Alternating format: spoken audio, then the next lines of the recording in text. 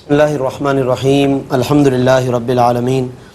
والصلاة والسلام علی سید الانبیاء والمرسلین۔ معزز ناظرین، الحمدللہ آج کی اس نشست میں 29ویں پارے کے تیسرے ربع کی تلاوت کی گئی ہے۔ ان میں جو آج کی اس تلاوت میں پہلی صورت تلاوت کی گئی وہ قرآن کریم کی بہت مشہور و معروف صورت ہے، اور اس کو سورۃ الجن کہتے ہیں، کیونکہ اس میں اللہ رب العالمین نے جنات کا ذکر فرمایا، اور جنات بھی وہ ہیں کہ جو نبی کریم صلی اللہ علیہ وسلم کی بارگاہ میں حاضر ہوئے اور حضور علیہ الصلوۃ والسلام کی تلاوت قرآن کو انہوں نے سننے کا شرف حاصل کیا۔ آغاز میں ہی اللہ رب العالمین نے اس بات کا ذکر فرمایا ہے کہ قل، اے محبوب آپ فرما دیجئے، اوحی الی انہ استمع نفر من الجن، کہ میری طرف وحی کی گئی ہے کہ جنات کے گروہ نے قرآن کو سماعت کیا ہے۔ جنات کی جو حاضری ہے بارگاہ رسالت میں اور ان کا آنا ہے، یہ چونکہ مختلف مقامات پر مختلف مواقع پر پیش آیا، اس لیے احادیث مبارکہ میں اس کے سلسلے میں مختلف روایتیں ہمیں ملتی ہیں، مختلف واقعات ملتے ہیں۔ اس صورت میں ایک واقعے کی طرف اشارہ ہے کہ جب آپ صلی اللہ علیہ وسلم ایک دن اپنے صحابہ کرام کے ساتھ عکاظ کے بازار کی طرف جا رہے تھے، کہ جہاں پر پہلے کفار کے تجارت کے میلے بھی لگا کرتے تھے، پھر وہاں پر آپ صلی اللہ علیہ وسلم جب تشریف لا رہے تھے تو راستے میں ایک مقام آیا کہ نخلا کا مقام جس کو کہتے ہیں، وہاں فجر کا وقت ہو گیا تو حضور علیہ الصلوۃ والسلام صبح کی نماز کی امامت فرما رہے تھے، اور سورہ اقرا یا سورہ طٰہٰ کی تلاوت ہو رہی تھی کہ وہیں سے قریب سے جنات کا گروہ بھی گزر رہا تھا۔ جب انہوں نے آقائے دو جہاں صلی اللہ علیہ وسلم کی مبارک آواز سنی، اللہ کے نبی سورہ طٰہٰ کی تلاوت کر رہے ہیں، تو یہ جنات کا گروہ وہیں پہ رک گیا اور حضور علیہ الصلوۃ والسلام کی وہ تلاوت کو سننے میں مصروف ہو گیا، اور انہیں اس قدر یہ بات پسند آئی کہ واپس پلٹ کر پھر اپنے دیگر جنات کو کہنے لگے، انا سمعنا قرآنا عجبا، ہم نے ایک بڑا ہی عجیب و غریب کلام سنا ہے۔ یعنی ایسا کلام کہ ایسی فصاحت و بلاغت آج سے پہلے کبھی نہیں سنی، اتنا بے مثال کلام۔ اور کیوں نہ ہو کہ کلام ربانی ہو اور آقائے دو جہاں صلی اللہ علیہ وسلم کی زبان مبارک سے پڑھا جا رہا ہو، اللہ اکبر، اس کی برکتوں کا کون اندازہ کر سکتا ہے۔ بڑے متاثر ہوئے جنات، اور اس کے بعد انہوں نے اپنی قوم کو بھی اس معاملے میں دعوت دی، یعنی خود بھی وہ ایمان لائے، چنانچہ وہ فآمنا بھی کہہ رہے ہیں کہ ہم ایمان لائے، وَلَن نُشْرِكَ بِرَبِّنَا أَحَدًا، اور ہم ہرگز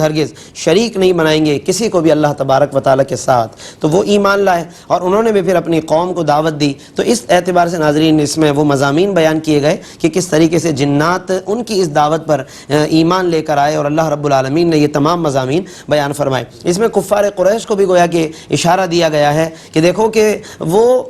جنات کا ایک گروہ اچانک گزر رہا ہے اور ابھی آیا اور قرآن سے متاثر ہوا، اور انہوں نے جو چیز حاصل کرنی تھی وہ حاصل کر لی، اور تم اتنے عرصے سے یہاں پر مقیم ہو، تو یہ نبی ہم نے تمہارے درمیان بھیجا ہے، یہی اس کا شہر ولادت ہے، تمہارا بھی شہر سکونت یہی ہے، مگر تم اس نبی سے فیض حاصل کرنے سے آج تک محروم ہو۔ تو گویا کہ انہیں بھی اشارہ دیا گیا کہ تم بھی اس معاملے میں جلدی کرو، اور اللہ کے نبی صلی اللہ علیہ وسلم سے قرآن سن کر، اس کے مضامین کو سن کر جلد از جلد ایمان لے کر آؤ۔ تو یہ تمام باتیں قرآن کریم میں اللہ رب العالمین نے بیان فرمائی۔ پھر آگے چل کر آیت نمبر 18 میں ہمیں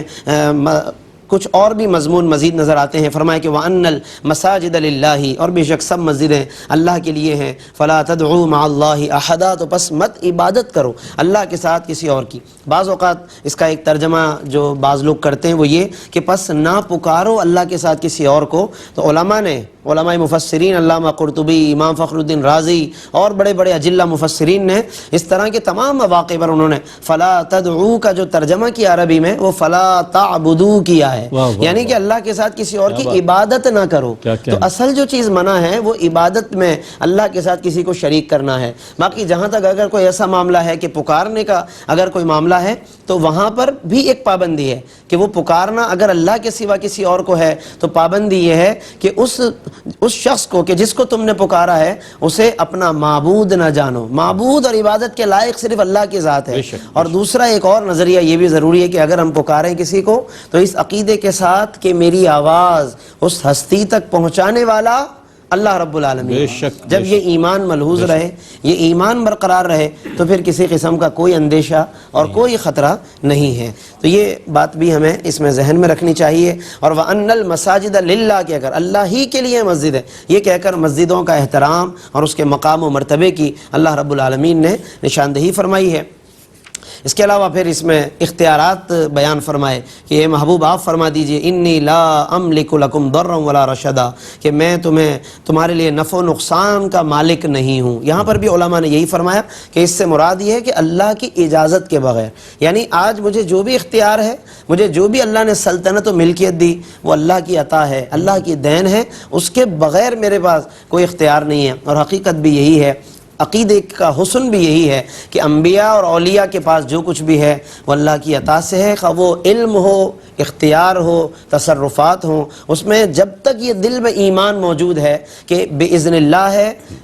اللہ کی عطا اور اجازت سے ہے، تو پھر یاد رکھیے گا کہ ایمان پر پھر کوئی فرق نہیں آئے گا اور اس میں پھر کوئی حرج کی بات نہیں ہے۔ تو ہمیں یہ جب بھی ہم کوئی آیت پڑھیں تو اس سے متعلقہ حدود و قیود بھی اپنے ذہن میں رکھیں، تاکہ ایسا نہ ہو کہ ہم ایک آیت کو پڑھ کر کوئی بات اپنے ذہن میں بٹھا لیں اور دیگر آیتوں کو ہم فراموش کر دیں۔ تو اس لیے ہمیں یہ باتیں بھی ذہن میں رکھنی چاہیے کہ وہ اللہ ہی تو پھر فرماتا ہے نا، انا اعطیناک الکوثر، کہ پیارے ہم نے آپ کو کوثر کا مالک بنا دیا۔ تو اب اگر ایک طرف حضور کہہ رہے ہیں لا املک لکم کہ میں مالک نہیں ہوں، اور ادھر کوثر بھی اللہ دے رہا ہے، تو اس کا مطلب یہی ہے کہ اللہ کی اجازت کے بغیر مالک نہیں، ورنہ وہ رب خود عطا کر دے تو پھر مجھے اللہ نے یہ ساری چیزیں عطا فرما دی اور میں ان چیزوں سے تمہیں مستفید کرنے والا ہوں۔ تو اس طرح جب ہم مضامین کو ملا کر پڑھیں گے تو انشاءاللہ قرآن پورا مربوط نظر آئے گا اور ہمیں یہ تمام مضامین ایک ساتھ سمجھ میں آئیں گے۔ اس کے علاوہ ناظرین، آج کی اس تلاوت میں سورۃ المزمل کی بھی تلاوت کی گئی ہے، بہت مشہور و معروف قرآن کی سورت ہے۔ زملونی زملونی حضور نے فرمایا تھا اس وقت کہ جب حضور پر پہلی وحی اتری اور ایک خاص کیفیت طاری ہوئی، گھر میں تشریف لائے اور زملونی زملونی کہ مجھے چادر اڑاؤ، مجھے چادر اڑاؤ۔ حضرت بی بی خدیجۃ الکبریٰ وہ چادر لے کر آئیں، اس ادا کو بھی اللہ نے اتنا پسند کیا کہ اللہ نے پھر اسی لقب سے پکارا ہے، یا ایھا المزمل، اے چادر لپیٹنے والے، اے چادر اوڑھنے والے۔ المدثر کا بھی علماء نے یہی مفہوم بیان فرمایا۔ پھر اس میں قیام اللیل کا حکم دیا گیا ہے، تہجد کا بھی تذکرہ موجود ہے، قرآن کو ترتیل کے ساتھ اچھے انداز میں عمدہ کر کے قرآن کو پڑھنے کا بھی ناظرین اس میں حکم فرمایا گیا۔ علماء فرماتے ہیں کہ جو ترتیل ہے، فرمایا کہ اس کا معنی ہے ترتیب کے ساتھ پڑھنا، آہستہ آہستہ، اور اس اعتبار سے کہ جس کی وجہ سے تلاوت میں تیزی نہ آ جائے، یعنی ایسی تیزی کہ جہاں پھر اس کا معنی و مفہوم خدا نخواستہ فاسد ہو جائے۔ تو اللہ تبارک و تعالیٰ کو ایسی تلاوت مطلوب نہیں ہے، لہذا جب ہم تلاوت کریں اچھے انداز سے تلاوت کریں تاکہ ہمارے لیے بھی مفید ہو اور قیامت کے دن بھی ہمارے لیے وہ نفع بخش ثابت ہو سکے۔ تہجد کا بھی ذکر آیا، فرمایا ان ناشئۃ اللیل ہی اشد وطئا واقوم مقیلا، بے شک رات کا قیام یہ نفس کے تقاضوں کو روندنے والا ہے۔ یہ رات کا جو قیام یا تہجد ہے، یہ اگر ہم چاہتے ہیں کہ ہمارے نفس کی اصلاح ہو، ہمارے باطن کی پاکیزگی کا سامان ہو، تو ناظرین یہ بہترین حل ہے اور اس کا ایک بہترین ذریعہ